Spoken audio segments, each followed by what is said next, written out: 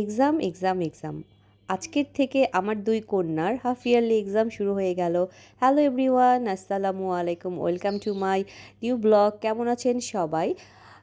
গতকাল রাতেই যেহেতু আজকের থেকে ওদের হাফ ইয়ারলি এক্সাম শুরু হয়ে গিয়েছে, তো গতকাল রাতেই ওদের সব কিছু গুছিয়ে রেখেছিলাম। সেটা হচ্ছে ওদের স্কুলের জন্য যে এক্সাম বোর্ড লাগবে, যে বোর্ডে ওরা লিখবে সেই বোর্ড, ওদের পেন্সিল বক্সে অনেকগুলো করে পেন্সিল দিয়ে দিয়েছি, শার্পনার, ইরেজার এবং ওদের এডমিট কার্ড সব কিছু চেক করে নিলাম। আর ওদের জন্য স্কেল দিয়ে দিয়েছি। তারপর তো সব কিছু ওরা চেক টেক করে ওদের দুটা ওয়াটার বোতল আছে, কারণ পানি দিয়ে দিই, যেহেতু গরমের সময় পানি পিপাসা লাগে। আর ওদের এই যে ফাইলে করে ওরা সব কিছু ঢুকিয়ে নিয়েছিল।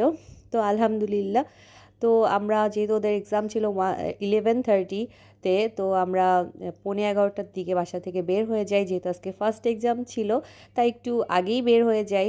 তো আমরা বের হয়ে গিয়ে ওরা তো হলে চলে গিয়েছে, ওদেরকে ঢুকিয়ে দিলাম। তো সেই সব ভিডিও আর করিনি। তারপরে আমি ওদেরকে দিয়ে আজকে স্কুলেই ছিলাম, যেহেতু ওদের 1:30-তে ছুটি হয়ে যাবে। তারপর যখন 12, প্রায় 12টা, সোয়া 12টা বাজে, তখন এত বৃষ্টি শুরু হলো।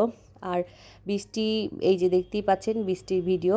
তো আমি তখন ওদের স্কুলের পাশে যে ল্যাভেন্ডার একটা পেস্ট্রি শপ রয়েছে, সেখানে বসে ওয়েট করছিলাম।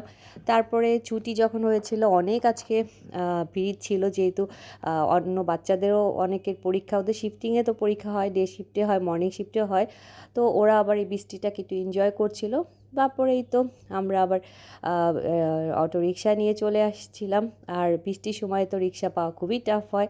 তো আমরা পেয়ে গিয়েছি, তারপর আমরা চলে যাচ্ছি। তখনও গুড়ি গুড়ি কিন্তু বৃষ্টি হচ্ছে, এই যে দেখছেন। আর তারা তো রেইনকোট পরে, সবসময় রেইনকোট পরতে পারলে অনেক খুশি থাকে। তারপর বাসায় চলে আসি।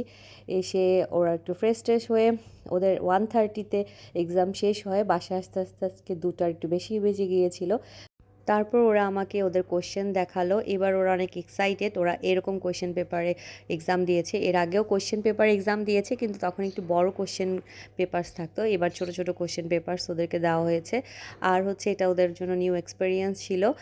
কোশ্চেন পেপারসে আগেও পরীক্ষা দিয়েছে, তো আলহামদুলিল্লাহ ওরা তো বলেছে ওদের পরীক্ষা ভালো হয়েছে, ওদের প্রিপারেশন ভালো ছিল। আর আমরা সবসময় বলি যে আমি চাই আমার বাচ্চারা অনেক ভালো রেজাল্ট করুক, এরকম না, কিন্তু ওরা শিখুক, ওরা সব কিছু পারুক। আর ভুল তো মানুষই করে, আমরাও ভুল করি, তো বাচ্চারা তো ভুল করতেই পারে। কিন্তু আলহামদুলিল্লাহ এই যে এরকম ছোটো ছোটো কোশ্চেনে ওরা পরীক্ষা দিয়েছে। তো আলহামদুলিল্লাহ ওরা বলেছে ওদের পরীক্ষা ভালো হয়েছে।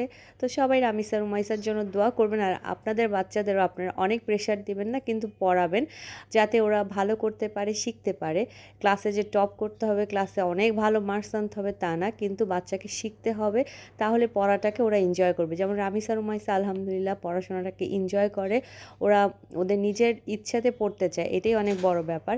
তো সবাই ভালো থাকবেন আর আমাদের জন্য দোয়া করবেন। আল্লাহ হাফেজ, আসসালামু আলাইকুম।